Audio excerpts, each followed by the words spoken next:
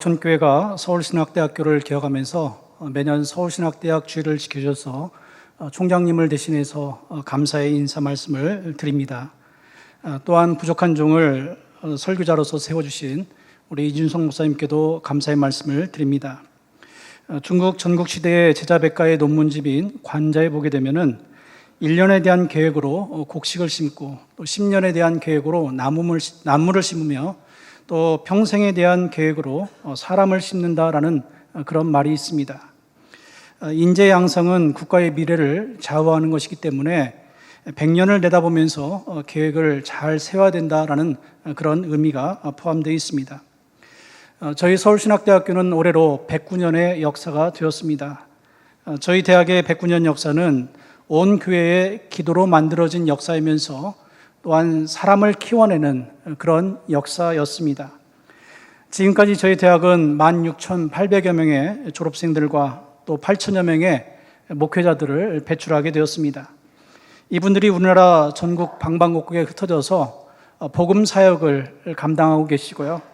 또한 전 세계에 흩어진 선교사님들은 지금도 헌신적으로 새로운 선교 역사를 만들어가고 계시고 있습니다. 여러분, 목회자는 태어나는 것이 아니라 목회자는 만들어지는 것이다라는 이야기가 있습니다. 목회자는 신학대학에서 신학교육을 받고 또 영성훈련을 받지만은 교회의 사랑과 기도와 또 후원으로 만들어지고 세워지는 것입니다. 따라서 교회가 끊임없이 관심을 갖고 아낌없이 후원해야 될 곳이 있다고 한다면은 그곳은 미래 목회자를 만들어내고 또 미래 기독교 지도자를 길러내는 저희 서울신학대학이라고 자신 있게 말씀드릴 수 있겠습니다. 성도님들께서 기도해 주시고 또 후원해 주심에 힘입어서 저희 대학에서는 신실한 목회자 그리고 준비된 기독교 지도자들을 만드는데 최선을 다하도록 하겠습니다. 저 또한 우리 역천교회에서 교육전도사 시절에 많은 사랑과 또 기도의 후원을 받으면서 지금 이곳에 또 여러분 앞에 서 있습니다. 앞으로도 우리 교회의 미래가 될 목회자 후보생들을 위해서 더 많은 관심과 기도와 후원 부탁드리겠습니다. 지금까지 저희 대학에 보내주신 기도와 후원에 다시 한번 감사의 말씀을 드립니다. 여러분, 코로나로 인해서 얼마나 많은 고생을 하십니까? 제가 인터넷에 나오는 어느 초등학생의 코로나 방학 생활 규칙을 한번 봤던 적이 있습니다. 5가지인데요. 1번, 주는 대로 먹는다. 2번, TV 끄라고 하면 당장 끈다. 3번, 사용한 물건 즉시 제자리. 4번, 한 번 말하면 바로 움직인다. 5번, 엄마에게 쓸데없이 말 걸지 않는다. 이 사항을 어기면 피가 코로 나올 것이다 라는 이야기입니다. 저는 이것을 처음 봤을 때 여기에 당장, 즉시, 바로, 쓸데없이 피가 코로 나온다라는 이야기를 보면서 논산훈련소 생활규칙인 줄 알았습니다. 만약에 5번에 엄마에게라는 말만 없으면 딱 그 수준에 맞습니다. 이 초등학생의 생활규칙을 보면서 아이들도 참 힘들었겠구나라는 그런 생각을 하게 되었고요. 또한 육아에 힘쓰는 엄마들의 그 애환을 간접적으로나마 좀 느낄 수가 있었습니다. 현재 전 세계 코로나 확진자 970만 명, 그리고 사망자 49만 명입니다. 지금 전 세계인들은 궤도에서 이탈한 우주 비행선을 타고 어디에 착륙할지 모르는 우주를 떠도는 그런 느낌으로 하루하루를 살아가고 있습니다. 코로나19 바이러스로 우리는 뜻하지 않게 미래 사회를 좀 더 앞당겨서 경험하고 있는 듯합니다. 소위 신조어가 나왔죠. 언택트라는 말입니다. 언택트는 비대면 비접촉이라는 말인데 이 비대면 비접촉을 통해서 회사 업무도 강의도 쇼핑도 또 예배도 그리고 회식도 콘서트도 집에서 영상으로 참여하는 그런 시대가 되었습니다. 그런데 이런 비대면 시대는 삶의 편리함을 가져주기는 하지만은 반대로 컨택트가 가져다주는 장점을 상실했다라는 데 문제가 있습니다. 강의실에서 만남을 통해 형성되었던 사제 간의 그런 끈끈한 정이 이제는 영상 강의를 통해서는 더 이상 찾아볼 수가 없게 되었고요. 이제는 함께라는 의식보다는 각자 도생이라고 하는 그런 개인주의 문화를 더 부추기는 그런 시대가 되었습니다. 우리나라는 지금 출생인구 절벽 시대를 살아가고 있습니다. 이런 인구 절벽 시대는 앞으로 우리 한국교회에도 엄청난 변화를 가져올 것이라고 예상하고 있습니다. 작년 2019년에 우리나라 출생인구가 약 30만 명 정도가 됩니다. 그런데 현재 우리나라 청소년 보고마율은 3%가 채 되지 않습니다. 이런 추세라고 한다면은 앞으로 약 9천 명 정도만이 교회에 문턱을 밟게 될 것이고, 현재 우리나라 개신교 숫자가 8만 4천 개의 교회이기 때문에 앞으로 10년 후면은 교회 학교는 문을 닫게 될 것이고, 또 20년 후면은 청년부가 사라지게 될 것입니다. 교회학교 전문가들은 이 코로나로 인해서 그 시기가 더 빨라지게 되었다라고 진단하고 있습니다. 저는 이 코로나19를 경험하게 하신 하나님의 뜻이 분명히 있다라고 생각을 합니다. 지금의 이 현상을 통해서 하나님께서는 우리의 미래 혹은 미래 사회 혹은 다음 세대를 잘 준비하라는 계시의 말씀이라고 저는 생각합니다. 이스라엘의 히브리 대학의 역사학과 교수인 유발 하라리가 호모사피엔스와 호모데우스라는 책을 출판하면서 세계적인 미래 역사학자로서 자리매김을 하게 되었습니다. 유발 하라리는 2018년에도 21세기를 위한 21가지 재현이라는 책을 출판하게 되었는데요. 이 책에는 앞으로 인공지능의 기술이 인간의 감정을 이해하는 수준에까지 이르게 될 것이다라는 이야기를 해주고 있습니다. 또한 IT 기술과 인공지능의 기술이 결합되어서 앞으로 10년 내지 20년 이내에 전 세계 수십억 명의 사람들이 결국 경제적 잉여 인력, 실업자가 된다라는 이야기도 해주고 있습니다. 또한 빅데이터를 가진 자가 결국 인간을 지배하는 신과 같은 그런 힘을 가지게 될 것이다라는 이야기도 해주고 있습니다. 우리의 미래가 이 책을 통해서 굉장히 암울하게 그렇게 소개되어져 있습니다. 그런데 유발 하라리는 이런 인공지능의 지배로부터 벗어날 수 있는 길 또한 제시를 해주고 있습니다. 그 대안으로 현재 이스라엘 안에 살고 있는 초정통파 유대인들의 삶의 모습입니다. 이스라엘의 초정통파 유대인들을 히브리어로 하레디라고 얘기합니다. 이 하레디 남성은 약 50% 이상이 직업을 갖고 있지 않습니다. 그런데 결혼한 하레디들은 자녀를 평균적으로 7명 이상을 낳게 됩니다. 직업이 없음에도 불구하고 이들이 굶어 죽지 않는 이유는 국가에서 필요한 기본적인 것들을 제공해 주기 때문에 그렇습니다. 그런데 놀라운 것은 삶의 만족도 조사를 해보면요, 행복지수가 이스라엘의 어떤 분파들보다도 월등하게 높게 나오고 있다는 사실입니다. 이들은 자신들이 너무나도 행복한 하루하루를 살아가고 있다는 그런 생각을 가지고 살아가고 있습니다. 어떻게 이런 결과가 나올 수 있을까? 조사해보니 이들에게는 남다른 두 가지가 있었습니다. 그 첫 번째는 삶의 의미부여입니다. 왜 사는지, 삶의 목적에 대해서 이들은 분명하게 알고 있었습니다. 그래서 그 목표를 향해서 하루하루를 그렇게 살아가는 사람들입니다. 두 번째는 공동체성의 추구입니다. 초정통파 유대인들은 인터넷도 하지 않습니다. TV도 보지 않습니다.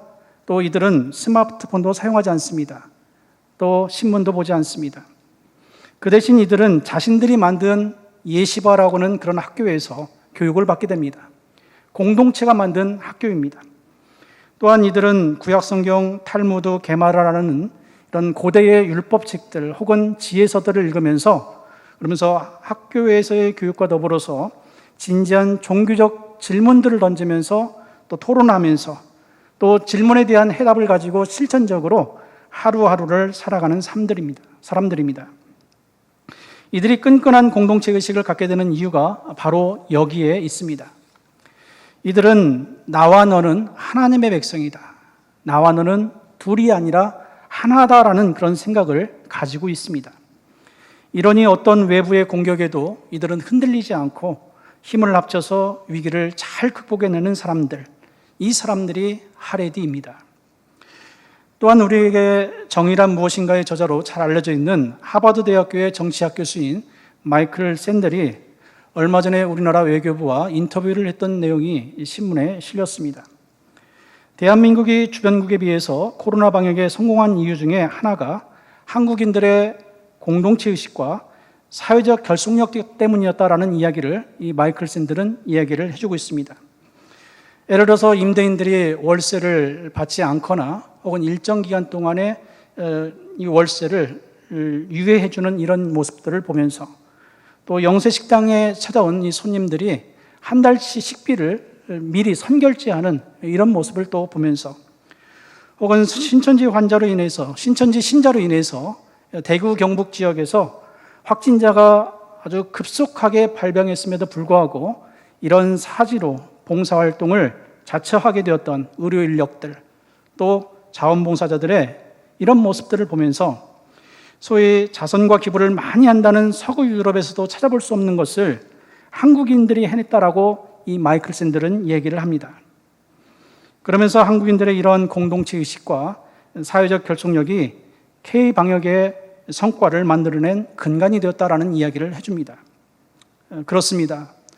앞으로 미래 사회는 개인주의가 더 거세게 우리들에게 도전해 올 것입니다. 그러나 하나님께서는 우리 인간이 혼자 있는 것을 원치 않으셔서 공동체를 만들어 주셨습니다. 하나님은 인간이 가정, 교회, 직장 혹은 사회, 국가 공동체 안에 사는 것이 가장 이상적이라고 생각하셔서 하나님은 우리 인간을 함께 살아가는 공동체, 커뮤니티를 만들어 주셨습니다. 그렇게 앞으로 닥칠 4차 산업혁명 시대나 혹은 인공지능으로 인해서 인간성 상실의 시대가 도래할지라도, 그리고 또다시 이런 새로운 바이러스와의 전쟁을 시작할지라도 우리가 살아남으려고 한다면 그 해법은 각자 도생이 아니라, 개인주의가 아니라 공동체 의식, 흔들리지 않는 하나됨의 의식을 가지고 서로 협력하는 길밖에 없다는 사실입니다. 여러분, 가장 이상적인 공동체의 모습을 성경에서는 예루살렘 초대교회의 모습을 통해서 알려주었습니다. 초대교회의 모습은 사도행전 2장과 4장에 잘 나옵니다. 초대교회 성도들은 성령을 받고 나니까 죽음을 두려워하지 않았습니다. 순교를 두려워하지 않았습니다. 내가 죽으면 잠시 뒤에는 하나님 나라에 있을 텐데 라는 그런 확신을 가지고 이들은 더 담대히 복음을 전할 수가 있었습니다. 그리고 초대교회 교인들은 너와 나는 하나다라는 이 공동체 의식을 가지고 가족 같은 완전한 일치감 속에서 살았던 사람들이었습니다. 그러니까 자기 소교를 헌금하면서도 내 것이라고 주장하는 사람이 하나도 없었다라고 사도행전 4장 32절에서 말씀하고 있는 것입니다.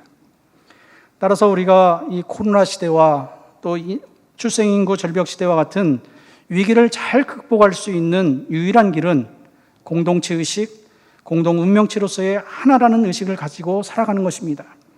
그래야지만이 나도 살고 너도 살고 우리가 다 같이 살아갈 수가 있는 것입니다.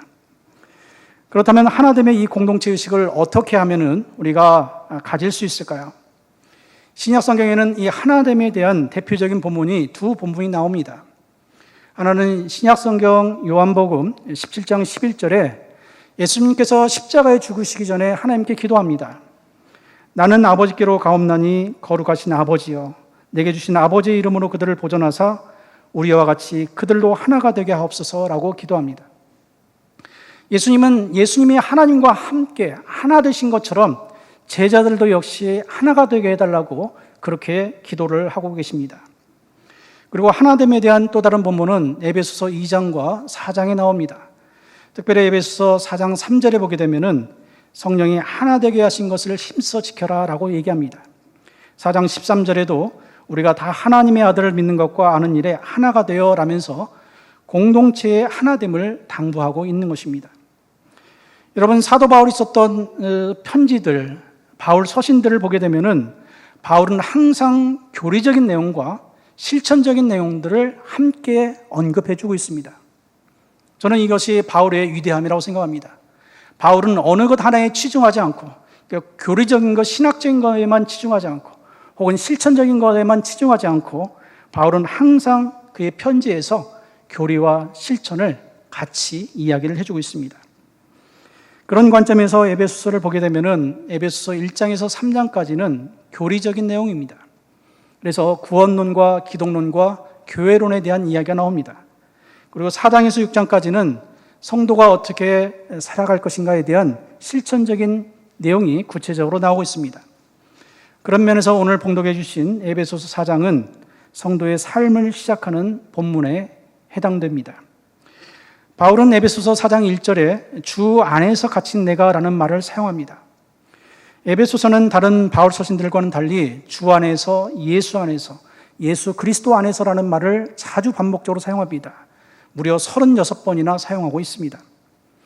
여러분, 편지를 쓰는 사람이 동일한 용어, 유사한 어떤 표현들을 자꾸 반복한다라는 이야기는 결국 그 단어를 강조한다라는 이야기입니다.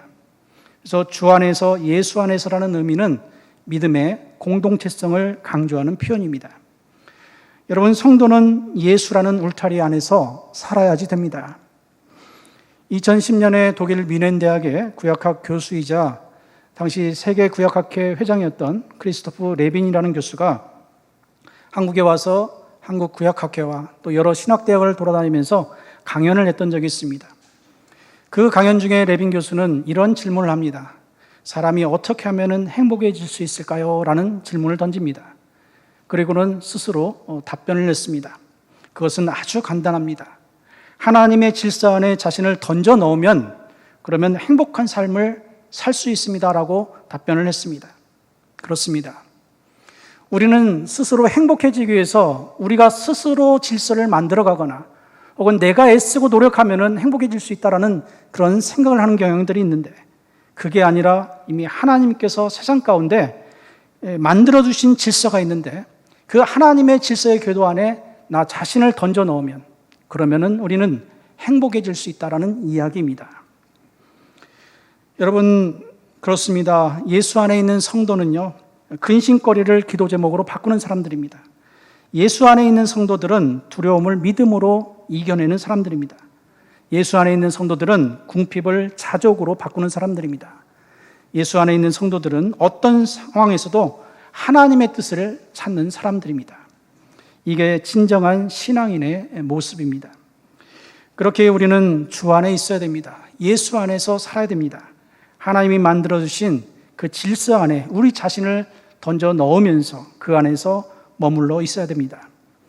예수님의 울타리 안에서 머물면서 주님이 주시는 참 기쁨, 또 영원한 기쁨을 맛보시는 저와 여러분들 다 되시기를 주님의 이름으로 축원합니다. 그렇다면 공동체가 하나 되는 의식을 갖기 위해서 에베소서 4장에서는 어떻게 말씀하고 있을까요? 에베소서 4장 1절 하반절에 이 바울은 부르심을 받은 일에 합당하게 행하라라고 말씀하고 있습니다. 그렇다면 부르심을 받은 일에 합당하게 행하는 일, 이 일은 도대체 뭘까요? 에베소서 2장 10절에 보게 되면은 우리는 그가 만드신 바라 그리스도 예수 안에서 선한 일을 위하여 지으심을 받은 자니라고 말씀하고 있습니다. 그렇습니다. 우리 그리스도인들은 그리스도 예수 안에서 선한 일을 위해서 선한 일을 도모하면서 살아가도록 만들어진 사람들입니다. 그렇기 때문에 악은 그 어떤 모양이라도 버려야지 되는 것입니다. 에베소서 4장 2절에는 부르심이 합당히 행해야 될 선한 일들이자 공동체가 하나됨을 추구하기 위해서 해야 될 세 가지를 말씀하고 있습니다. 우리말 성경을 보게 되면은 네 가지로서 나오고 있는데요. 그러나 헬라어 언어 성경을 보게 되면은 영어의 전치사 위드에 해당되지는 헬라어 메타라는 단어를 써서 세 가지를 설명해 주고 있습니다. 성령이 하나 되게 하신 것을 힘써 지켜야 되는데 과연 무엇을 힘써 지켜야 될 것인가? 4장 2절에서 세 가지를 얘기합니다. 그 첫 번째는 겸손입니다. 여러분, 겸손이라는 것은 자신을 낮추는 것입니다. 그런데 고대 사회에는 자신을 낮추는 것은 아랫사람들이 낮추는 것이지 윗사람이 낮추는 법은 없습니다. 그런데 예수님께서 오셔서 이런 생각을, 고정관념을 완전히 바꿔주셨습니다. 빌립보서 2장 6절에 보게 되면은 예수님은 본래 하나님과 동등된 분이셨습니다. 그런데 자신을 비워 종의 형체를 가지사 사람과 같이 되셨다라고 말씀하고 있습니다. 예수님의 낮아지심입니다. 겸손한 모습입니다. 이런 창조주신 예수님이 제자들의 발을 씻기기 위해서 피조물인 인간 앞에 무릎을 꿇으셨습니다. 이 장면은 매우 역설적이지만은 그러나 성경에서 가장 엄숙한 장면 중에 한 장면입니다. 그런 예수님께서 제자들에게 이렇게 말씀하십니다. 내가 주와 선생이 되어 너희의 발을 씻었으니 너희도 서로 발을 씻기는 것이 옳으니라 말씀합니다.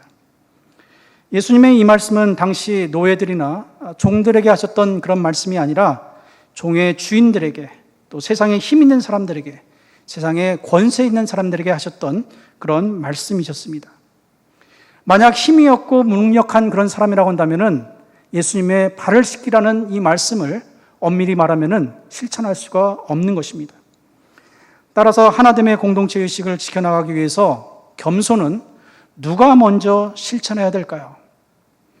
먼저는 공동체 안에 있는 힘 있는 사람들, 지도자들, 앞장서서 일하는 사람들이 먼저 자신을 낮추는 겸손을 보여줘야지 된다는 사실입니다. 예수님의 세족식을 경험했던 베드로가 이제는 자신이 선생이 되어서 사람들에게, 성도들에게 편지하면서 이렇게 당부합니다. 베드로전서 5장 5절에 보게 되면은 서로 겸손으로 허리를 동이라라고 말씀하고 있습니다. 여기서 허리를 동이라라는 이 헬라어 단어는 앵콤보마입니다. 이 단어는 종들이, 귀족 시대 때의 이 종들이 하얀 스카프를 허리에 묶고 섬기는 것을 의미합니다. 베드로는 아마도 예수님의 세족식을 추억하면서 이 글을 썼던 걸로 보여집니다. 허리에 수건을 두르고 하나님이신 예수님께서 피조물인 인간 앞에 무릎을 꿇으셨던 그 모습을 연상하면서 너희는 겸손의 옷을 입고 종의 스카프를 허리에 두르고 섬겨라라고 말씀하고 있습니다. 그런데 겸손하게 섬기되 베드로전서 5장 5절에는 교회 안에 있는 모두가 다 그렇게 하고 또 모든 사람에게 그렇게 하라라고 말씀하고 있습니다. 그렇습니다. 겸손이라는 것은 내가 하고 싶은 사람에게만 낮추는 것이 아닙니다. 모든 사람에게, 심지어는 지극히 작은 자에게도 자세를 낮추는 것, 나보다 그 사람을 낮게 여기고 그 사람의 필요를 들어주고 그 사람의 필요를 채워주기 위해서 애쓰는 것, 이것이 진정한 겸손이라는 사실입니다. 이런 겸손의 사람 되시는 저와 여러분들 다 되시기를 바라겠습니다. 공동체 의식을 갖기 위한 두 번째 덕목은 온유입니다. 온유를 국어사전에서는 성격이나 태도가 온화하고 부드러움이라고 얘기합니다. 그런데 이 부드러움이라는 온유를 오해해서 잘못 해석해서 온유는 연약하다, 나약하다, 그래서 무기력하다라고 생각하는 경향이 있습니다. 하지만 온유는 나약하거나 혹은 연약함이 절대 아닙니다.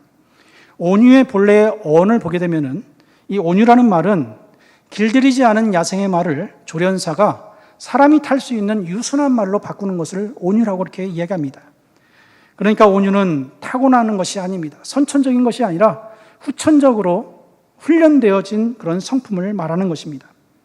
그런데 온유한 말이 되었다고 해서 이 야생말의 본래의 기질이 아예 사라지는 것은 또한 아닙니다. 말 본연의 야생적인 기질이 사라지는 것이 아니라 야생말의 이 강한 기질은 오로지 이 말의 주인만을 위해서 사용되어진다는 사실입니다. 그래서 주인이 채찍질로 으랴하게 되면은 이 말은 이 야생의 말의 기질을 드러내면서 앞으로 쏜살같이 돌진하게 되어집니다. 하지만 주인이 멈춤을 요청하는 워하게 되어지면요, 야생말의 기질은 중단되어지고 부드러움으로 또 온유함으로 변신하게 되어진다는 사실입니다. 그렇기 때문에 이 온유라는 말 안에는 강함과 부드러움, 이 두 가지가 같이 공존하고 있는 것입니다. 어떤 사람이 온유하다고 그 사람을 유약한 사람으로 우습게 보아서는 절대 안 됩니다. 그 사람은 그 사람 안에 있는 강함을 드러내지 않았을 뿐입니다. 갈라디아서 5장 22절을 보게 되면은 성령의 9가지 열매 중에 이 온유를 포함하고 있습니다. 따라서 온유한 사람은 성령 받은 사람입니다. 온유한 사람은 성령의 사람입니다. 구약성경 민수기 12장 3절에도 보게 되면은 모세를 온유한 사람이라고 얘기하고 있고, 신약성경 마태복음 11장 29절에도 예수님을 온유한 분으로 그렇게 소개하고 있습니다. 이처럼 성경에 나오는 온유한 사람은 나약한 사람이 아닙니다. 무기력한 사람이 아닙니다. 그 안에 강함이 있습니다. 그러나 그 강함을 오직 우리의 주인 되시는 주님께만 사용하는 사람들입니다. 만약 그것을 다른 데 사용한다면은 이 사람은 더 이상 온유한 사람이 아닙니다. 사랑하는 성도 여러분, 온유한 성도 되시기를 바랍니다. 성도들에게는 부드러움으로 다가가서 공동체가 하나 되게 하는데 온유를 사용하시되, 또 여러분의 그 강인한 야생적 기질은 오직 주님만을 위해서 사용하시는 여러분 되시기를 바라겠습니다. 공동체 의식을 갖기 위해서 우리가 가져야 될 마지막 세 번째는 오래 참음입니다. 이 오래 참음이라는 것은, 이 단어는 인내라는 말과 같습니다. 이 인내는 우리 인간이 가져야 될 그런 덕목이기도 하지만은 하나님의 성품이기도 합니다. 로마서 2장 4절을 보게 되면은 하나님은 그리스도 안에서 우리 인간에 대해서 오래 참으시고 인간이 회개할 기회를 주셨다라고 말씀하고 있습니다. 부모가 자녀의 잘못에 대해서 오래 참아주는 것은 사랑의 마음이 있기 때문에 참아주는 것처럼 오래 참음 안에는 상대에 대한 사랑의 마음이 전제되어 있는 것입니다.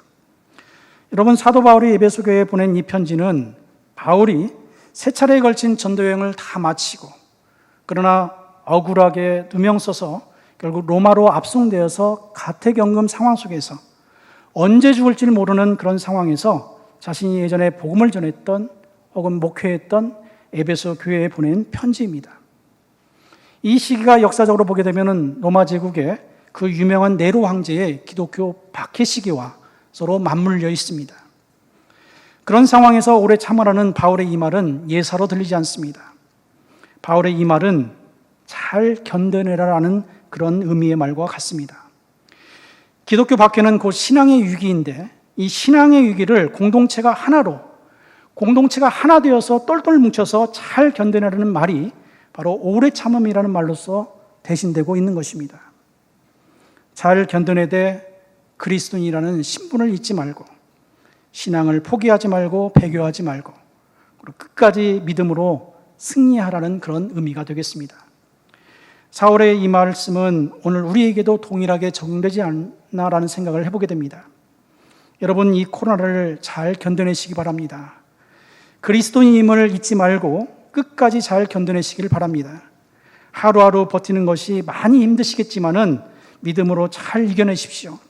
한숨 쉴 일들이 많겠지만은 잘 견뎌내시면은 더 좋은 일들, 더 좋은 날들이 분명 올 줄로 믿습니다. 하나님의 위로하심이 여러분 모두에게 있으시기를 축원합니다. 마커스 찬양팀에서 작사 작곡한 찬양이 있습니다. 깊어진 삶을 주께 드리네라는 찬양입니다. 이 찬양의 가사는 이렇습니다. 매일 마주한 슬픔을 견뎌나가며 주 예수의 마음을 닮아가네. 두려운 걸음마다 주가 동행하니 주 의지하며 오늘을 건네. 주의 신실한 소망을 깊이 담으며 주 예수의 풍요를 채워가네. 하나님의 자녀로 명예 지켜가며 깊어진 삶을 주께 드리네.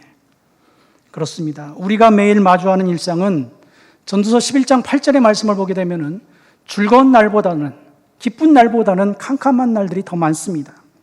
이런 캄캄한 날들이 우리들에게 슬픔을 가져다 주고 또 우리를 두려운 걸음으로 이끌지라도 우리는 주의 신실한 소망을 마음에 품고 하나님의 자녀로 명예 지켜가면서 깊어진 삶을 주께 드리는 것, 그런 삶이 바울이 말한 오래 참으며 살아가는 그리스도인, 주 안에서 살아가는 성도의 삶입니다. 말씀을 마무리합니다. 사도 바울은 언제 죽을지 모르는 그런 상황에서, 로마의 가택연금 상황에서 자신이 예전에 복음 전하고 목회하던 이 에베소 교회에 편지합니다. 바울은 로마 제국의 박해 상황에서 종말이 곧 올지도 모른다라는 그런 생각을 가지고 에베소 교회 교인들이 이 종말의 때에 어떻게 이것을 이겨낼 것인가에 대한 내용을 편지를 통해서 알려주고 있습니다. 그것은 각자 도생이 아니라, 각자 알아서 살아가라는 것이 아니라, 개인주의가 아니라 공동체의식, 하나됨만이 이 위기를 극복할 수 있고 돌파할 수 있다라고 이 얘기를 해주고 있습니다. 어떻게요? 겸손과 온유와 오래 참음으로 살아가라고 이야기합니다. 사랑하는 여러분, 오늘 주신 말씀을 기억하시면서 하나됨의 공동체를 만들어 가시는 우리 역천 공동체 되시기를 주님의 이름으로 축원합니다.